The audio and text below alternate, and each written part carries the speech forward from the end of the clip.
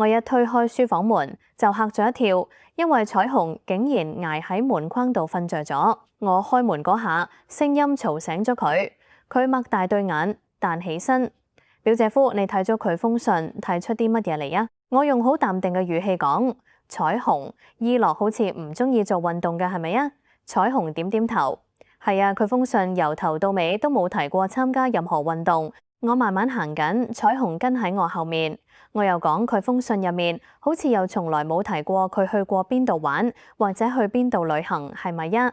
彩虹點點頭。我企定咗呢個時候，白素都由房入面行咗出嚟。我又講，伊樂寫俾你嘅所有信講嘅全部都係靜態嗰一面，全部都係佢知嘅嘢。佢點解由始至終都唔講動態嗰一面？譬如佢今日做咗啲乜，琴日做咗啲乜呢？難道你寫嘅信都係咁樣？彩虹又呆咗一陣，梗係唔係啦！我成日同佢講我做咗啲乜，我同佢講過我打贏咗全校嘅選手，攞咗乒乓波比賽冠軍，我同佢講咗好多嘢。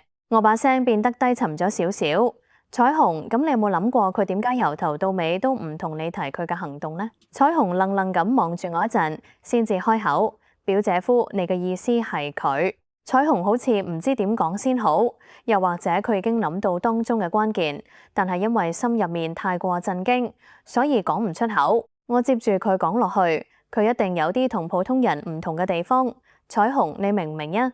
彩虹深深咁吸咗一啖氣，我明啦，表姐夫，你係話伊樂係殘廢，佢喐唔到，呢個只係我嘅估計咋。彩虹，我驚彩虹受嘅打擊太大，連忙解釋。彩虹冇出聲，淨係靜靜地轉過身向前行去。佢向住一幅牆行過去，喺佢就快撞到嗰幅牆嗰陣，我嗌咗佢一聲，佢先至企定。佢就咁企喺度，一動都唔喐，亦都唔出聲。我同白素對望咗一眼，各自做咗個冇晒符嘅手勢。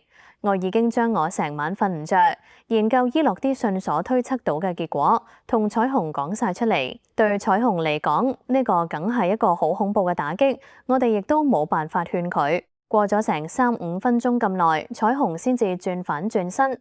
出乎我哋意料之外，佢面上嘅神情竟然唔似受咗乜嘢沉重打擊咁，而且仲幾開朗。佢講：伊樂真係太蠢啦！佢以為佢自己殘廢，我就會唔愛佢咩？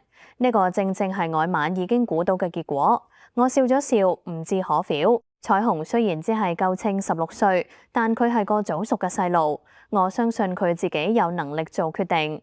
彩虹又講，佢有嗰種莫名其妙嘅自卑感，我一定要好好咁鬧佢一餐。而家件事好簡單啫，你有解決辦法呀？我問佢。有呀，佢唔肯嚟見我，我去見佢咯。彩虹好堅決咁講，彩虹講得出咁嘅說話，我一啲都唔覺得意外。不過喺呢個時候，我總係覺得我對伊樂嘅推測可能犯咗啲乜嘢錯誤，究竟係乜嘢錯，我又講唔出。我淨係諗到要嚟睇彩虹呢樣嘢，都係伊樂自己提出嘅。佢之所以嚟唔到，好似唔係因為自卑感作怪，而係因為有人從中阻攔。如果佢真係一個好自卑嘅殘廢人，咁佢點會有膽量話要嚟見彩虹呢？呢個疑問我暫時諗唔通。聽到彩虹話佢要去見伊樂，白素都嚇咗一大跳，急住講：表妹，咁點得呀？舅父舅母第一個就唔會制，你間學校都唔會俾你請假啦。但係彩虹好硬頸咁講：我唔理，我乜都唔理，我一定要去見佢。我已經唔細啦，我可以去見佢。表姐夫，多謝你幫我愛到問題嘅症結。佢向我哋揈咗揈手，跳落樓梯就走咗。白素嘆咗一聲：你睇住啦，唔使1個鐘，我哋呢度一定會熱鬧翻起嚟。我明白佢咁講係乜嘢意思，所以淨係笑咗笑。白素估得好準，未夠1個鐘，彩虹又返咗嚟。佢谷起泡腮，一副扭計嘅樣。同佢一齊嚟嘅係白素個舅父，成面火。再後面就係白素個舅母，紅住鼻，腫住眼，正喺度抹眼淚。但凡個女有咗外向嘅心，做父母嘅反應幾乎都係一個餅印。老豆發爛渣，阿媽喊，做父母嘅點解總係唔肯諗一諗？個女都係人，都有佢自己獨立嘅諗法。矮矮，白素個舅父，後生嗰陣喺36幫入面係赫赫有名嘅人物。雖然而家已經人到中年，又做咗咁多年生意，但係佢一發爛渣起上嚟，都仲係好惡好逼人。我同白素連忙招呼佢哋坐低，舅母喊得仲大聲，扯住白素隻手，你睇下，你叫我點算好？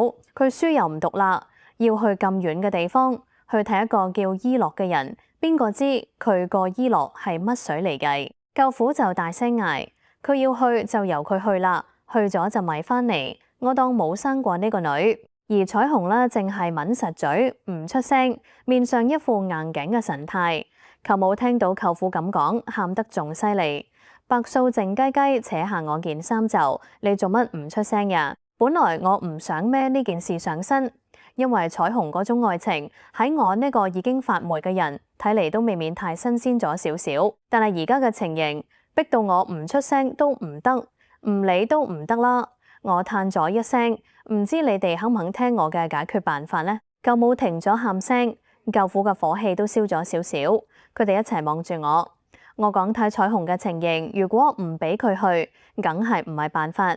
但係佢又從來未試過去咁遠，加上嗰邊嘅情況究竟點樣，我哋都唔知。唯一嘅辦法就係由我陪佢去，你哋放唔放心呀？我啲說話一講出口，舅母已經連連點頭。舅父呆咗一陣，先至講邊個知個伊洛係乜水？彩虹年紀仲細，先至夠稱16歲咋。唔等佢講完，我已經知佢個意思。所以我急住截住佢嘅話頭，所以你哋兩位一定要信我，俾我全權去處理。我諗表妹都願意同我一齊去㗎。我望向彩虹，佢點點頭。舅父面上已經冇晒火氣，佢嘆咗聲，淨係麻煩晒你，真係唔好意思。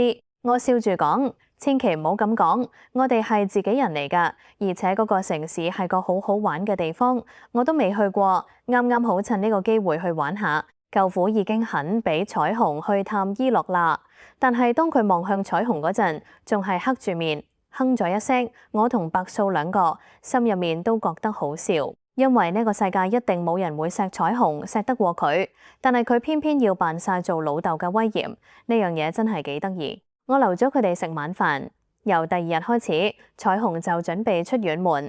5日之後，所有手續都好快咁辦妥。下晝12點，我同彩虹一齊上咗飛機，向南飛去。喺飛機上，我同彩虹講，到咗之後，先喺酒店住低，然後再由我自己一個照住個地址去睇下情形。你喺酒店等我。彩虹即刻反對，唔得，我同你一齊去。我講咁都得，但係你一定要做好心理準備。我哋就算照住地址去鬥，都未必見得到佢。呢件事入面可能仲有啲我哋估唔到嘅曲折。彩虹個面色又變反蒼白，會有啲乜嘢曲折呀？我都講唔上嚟，但係我可以同你保證，我一定盡我所能等你見到伊洛。如果伊洛真係殘廢，你估爸爸會點？咪問爸爸會點，媽媽會點啦。彩虹，呢樣係你自己嘅事，你淨係問返你自己會點就得啦。彩虹點點頭，佢突然好抱歉咁向我笑咗笑。表姐夫，我頭先話你發霉，真係唔好意思。我俾佢逗到笑咗出嚟，唔使介意。我同你冇爭成一代咁多，但係都爭咗半代。喺你眼中，我哋呢班人就算唔係發霉，最少都係變咗味嘅。彩虹都笑咗出嚟。飛機喺雲層之上飛緊，好平穩。彩虹大概係呢幾日太攰，冇耐就瞓着咗。我閉埋對眼喺度諗緊我哋可能會撞到嘅事。飛機降落嗰陣，天色已經黑晒。嗰個城市嘅機場唔算落後，但係啲職員嘅效率就落後到一個好恐怖嘅程度。喺機場度足足拖咗1個鐘，至少見到17、8單將銀紙夾喺護照度遞過去嘅事，先至過到關。行出機場嗰陣已經係萬家燈火啦。我哋搭車去到早就訂好嘅酒店，啱啱放低行李。彩虹就嘈住要開契伊洛，一嚟我拗佢唔過，二嚟我自己都好心急，都想早啲去睇下伊洛究竟係個點樣嘅人。於是通知侍應幫我哋架由中國人揸嘅的士。等到侍應通知我哋架車已經喺門口等緊，之後我哋就落咗樓。嗰個司機睇落幾老實，我將伊洛個地址講俾佢聽。佢聽完之後挑起咗對眉，現出個古怪嘅神色嚟。我講，我哋到咗之後，你喺出面等我哋，我會照時間俾錢你，你肯唔肯呀？肯，梗係肯啦。司機應住佢，突然又問：先生，你係軍官嚟咩？我呆咗一呆，實在唔知個司機咁問係乜嘢意思。我講唔係我，你做乜咁問呀？冇乜嘢。司機開咗車門，請上車。我同彩虹一齊上咗車，架車向前駛去。城市嘅夜景好靚，雖然有啲橫街窄巷好簡陋、好邋遢，但係喺夜晚，佢哋都俾夜色遮住晒，睇得到㗎。全部都係有霓虹燈照住嘅新型建築。漸漸地，架車駛離咗市區，去到一條好黑嘅公路上。我忍唔住有啲奇怪，你記唔記得嗰個地址啊？記得，先生，係喺郊區。係啊，離市區好遠，嗰度有個細鎮，要經過咗個細鎮之後，先至到得你要去嘅地方。哦，我心入面好疑惑，嗰度究竟係乜嘢地方呢？我冇再問，因為睇落個司機唔似呃緊人，所以唯有由得佢向前駛。架車以每個鐘50里嘅速度，足足駛咗40分鐘，先至穿過咗個細鎮。但係嗰個唔係普通嘅細鎮。鎮入面啲屋全部都好齊整、好乾淨，而且啲屋嘅款式都係劃一㗎。當架車經過一間教堂嗰陣，我更加驚奇。如果喺鎮上見到一間佛寺，我一定唔覺得出奇，因為呢度啲佛寺係世界知名㗎。但係我竟然見到一間教堂，我忍唔住問：呢個係乜嘢鎮嚟㗎？司機講：呢個鎮住嘅全部都係基地入面嘅人員。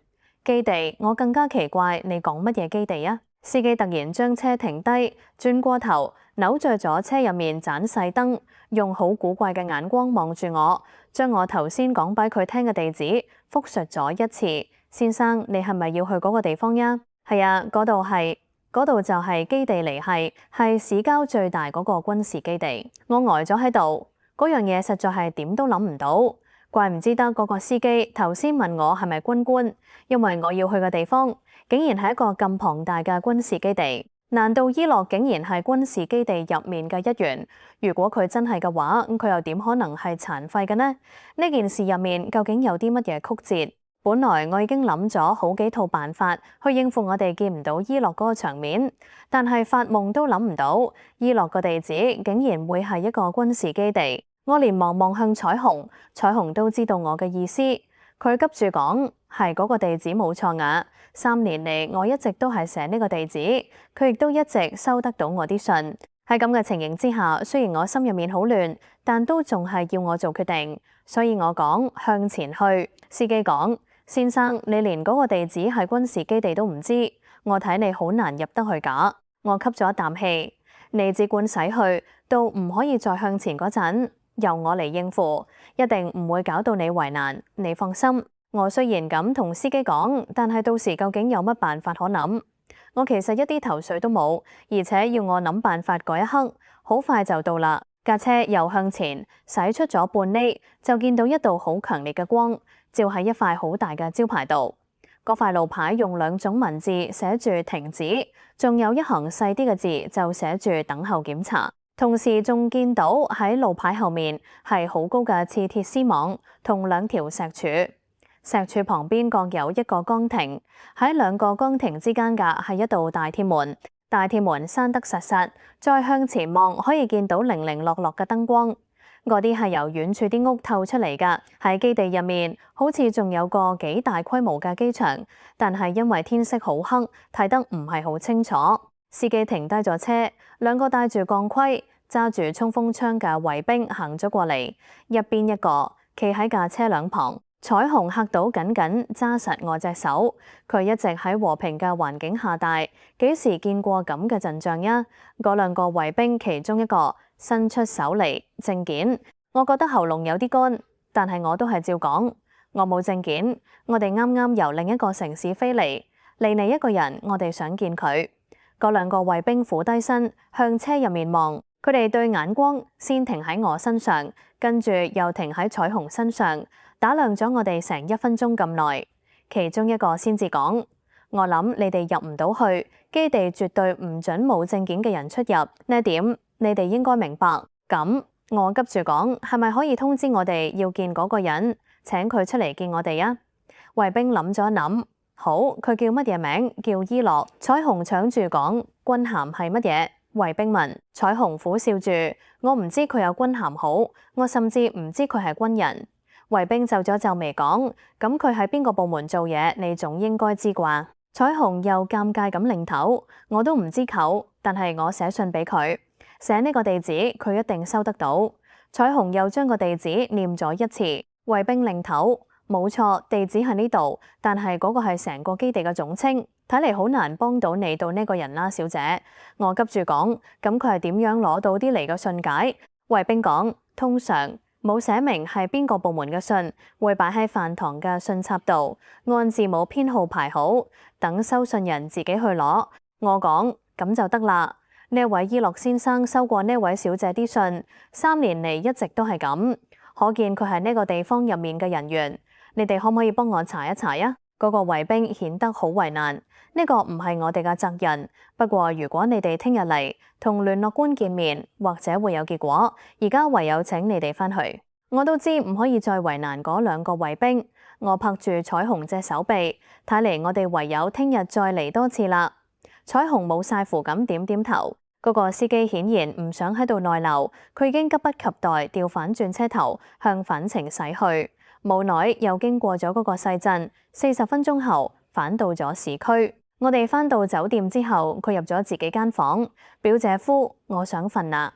我安慰佢，聽日一定得到佢㗎，你唔使咁急，聽日一早我哋就出發。彩虹苦笑住，點點頭，閂咗房門。我返到自己間房，嘆住氣瞓低喺床上，唔知幾時瞓着咗，直到我被一陣拍門聲嘈醒，擘大對眼，先知天色已經大光晒。我連忙開咗門，彩虹一面埋怨咁企喺門口。表姐夫，你係咪唔記得我哋要做乜呀？記得，記得。我連忙講，即刻可以出發，不過我哋去得太早都冇用啲。你食咗早餐未啊？我食唔落。彩虹擰擰頭。我匆匆忙忙洗咗面，我嘅動作已經夠快戒啦，但係都仲俾彩虹催咗6、7次咁多。我哋一齊行出酒店大門，門童幫我哋叫咗架車嚟。40分鐘之後，我哋又喺琴晚到過嗰2個崗亭面前。我向衛兵解釋，話我哋又撬一個人，佢喺呢個軍事基地入面叫伊洛，仲話俾佢知，琴晚我哋已經嚟過，我哋想見聯絡官。一個衛兵好有耐性咁聽完我講嘅嘢。佢返去崗亭打電話，另外有個衛兵用支槍指住我哋。嗰個的士司機嚇到面青青，成個人喺度震。嗰個衛兵5分鐘之後又行返嚟車旁。麥隆上尉可以接見你哋，但係你哋唔可以入基地，冇特准嘅證件，邊個都唔准入基地。呢個係最高當局嘅命令，邊個都唔可以違反。我問，咁我哋點同呢位上尉見面呀？喺前面嘅駐守人員宿舍度，另外有一間辦公處係聯絡官專用㗎，你哋可以去嗰度問佢，而且你哋亦都唔可以再嚟呢度，呢種行動係唔受歡迎㗎。我苦笑住，如果我哋倒有嗰個人，你估我哋仲會鍾意嚟呢度咩？嗰個衛兵冇講乜嘢，揈揈手叫我哋快啲走。架車駛到嗰個細鎮嘅盡頭，喺一間掛住聯絡官辦事處招牌嘅屋前面停低。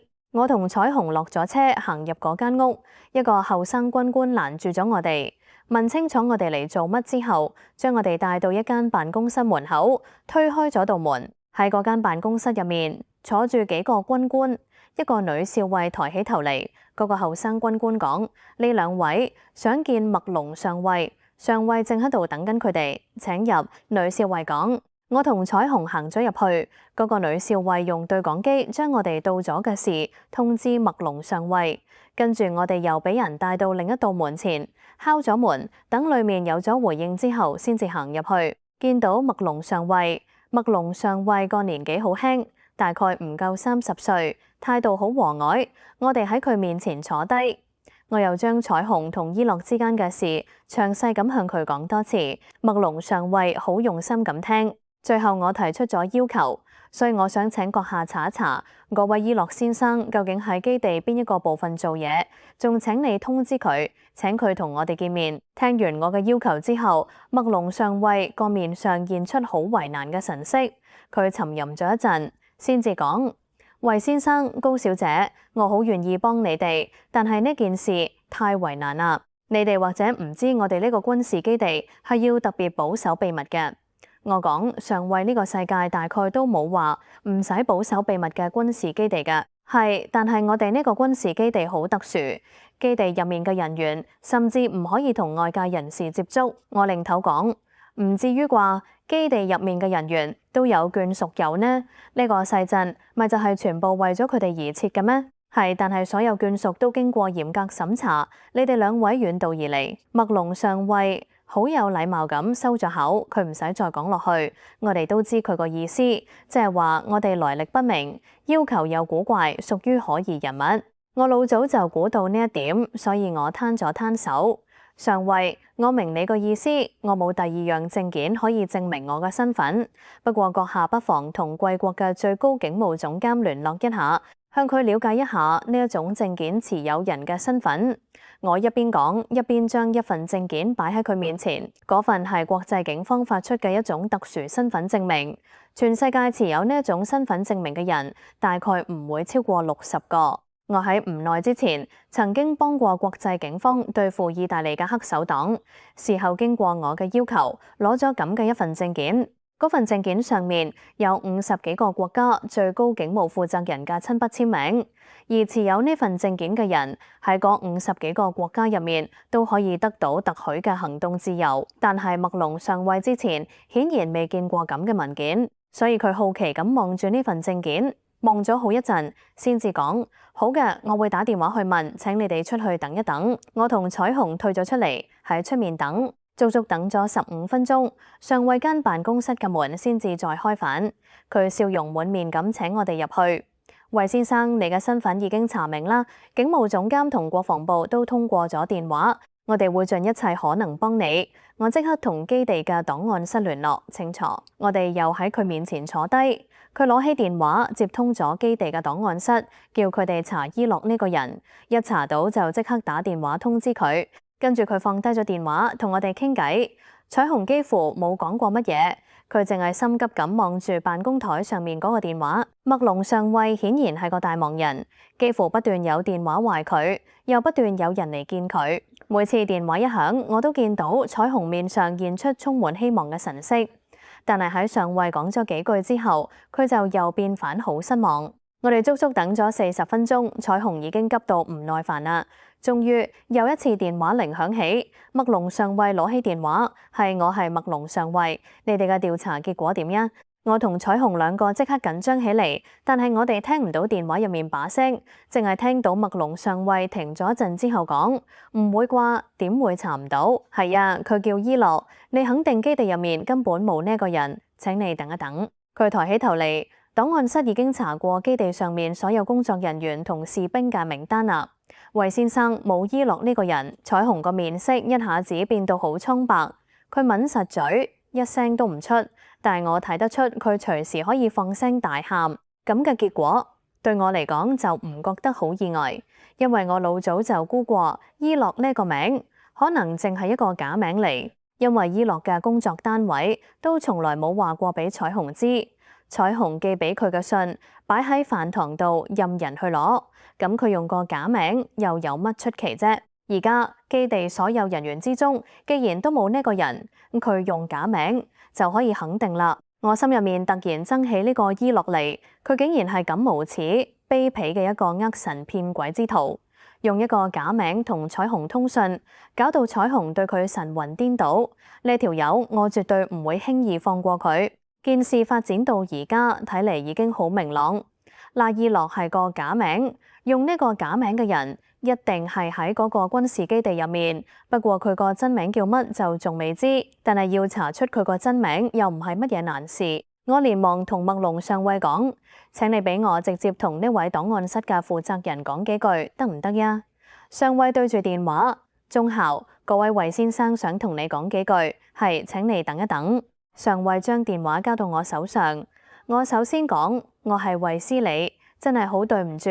我可能打斷咗你日常嘅工作，但係我一定要查到呢個人。電話嗰邊係一把幾誠懇嘅中年人聲，佢講：我係譚中校，真係唔好意思，我哋查遍咗所有單位嘅名冊，都冇閣下又擾嗰個人。我講：但係佢一定係喺基地入面，伊洛係佢一個假名嚟，我就冇辦法啦。譚忠孝為難錦英，我又有乜辦法知道邊個用咗伊洛呢個名呀？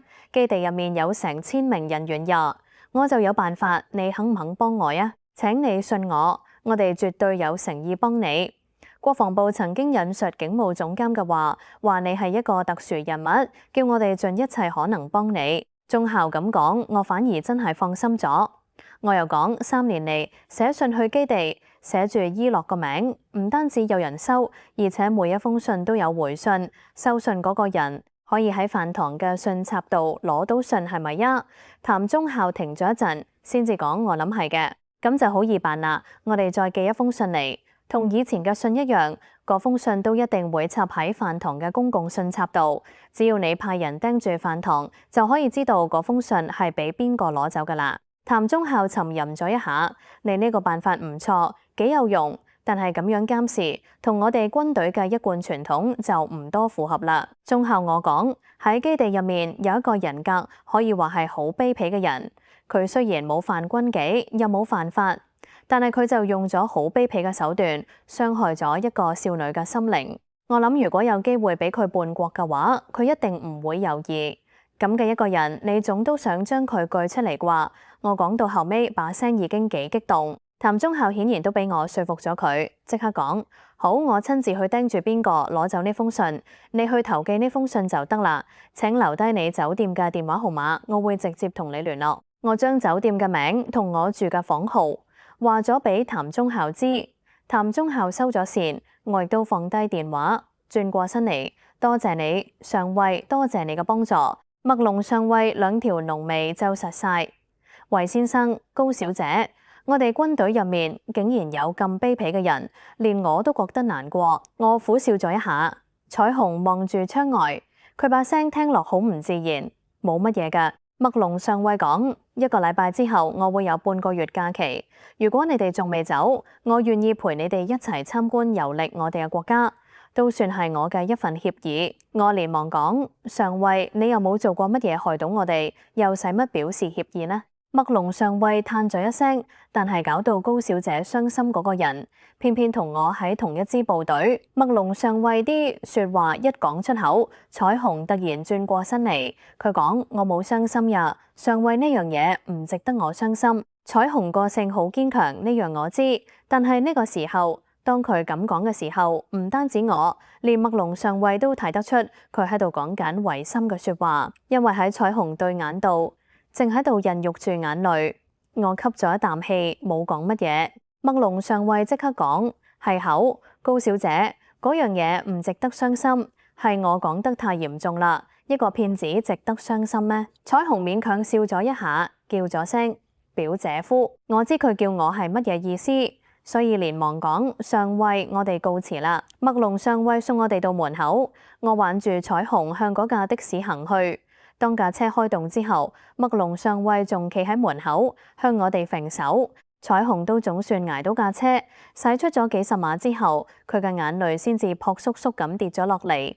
我冇去勸佢，應該俾佢喊一場㗎。佢一心一意愛上咗一個從來未見過面嘅人，但係突然發現呢個人3年嚟同佢通訊嘅名竟然係假嘅，咁又點會唔難過呀？佢俾嗰個騙子呃足咗3年，一直到返到酒店，彩虹對眼都喊到紅晒啦。我送佢入到佢間房，先至講，彩虹，你快啲寫信，同以前一樣，我即刻就寄出去。彩虹洗咗個面，等我催佢第2次嘅時候，佢先至講，表姐夫，唔使再寫乜嘢信啦，我哋返去啦，當從來都冇發生過呢件事咁就算啦。我即刻講，唔得，我一定要將呢條友喺基地度揪出嚟，俾佢食啲苦頭。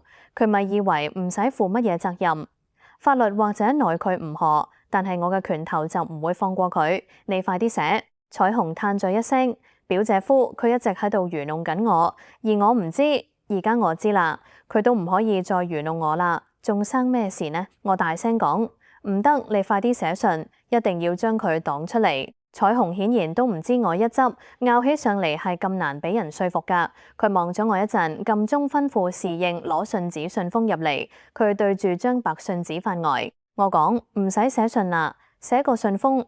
塞一張白紙入去就得啦。彩虹又呆咗一陣，顯然係諗翻起以前同伊洛通訊嘅情形，心入面難過。以前佢喺度寫信俾伊洛嘅時候，可能不停咁喺度幻想。喺佢嘅幻想入面，伊洛可能係一個風度翩翩、學識豐富、熱情誠實嘅後生仔，係佢心目中嘅白馬王子。但係而家幻想就俾殘酷嘅事實完全粉碎晒。伊洛係一個化名，係一個唔負責任、冇人格嘅騙子嘅化名。彩虹呆坐咗好耐，先至寫好個信封。我連忙隨便截咗一張白紙，塞咗入去，親自去到郵局，將嗰封信寄咗出去，開始等譚忠孝嘅通知。我估計嗰封信最遲喺第二日朝早就可以寄到軍事基地啦，即係話最遲到聽日晏晝，我就應該收到譚忠孝嘅電話。我一步都唔離開我間房，一直到第二日晏晝1點左右，電話鈴果然響起。嗰邊一位，我已經聽得出係譚忠孝把聲。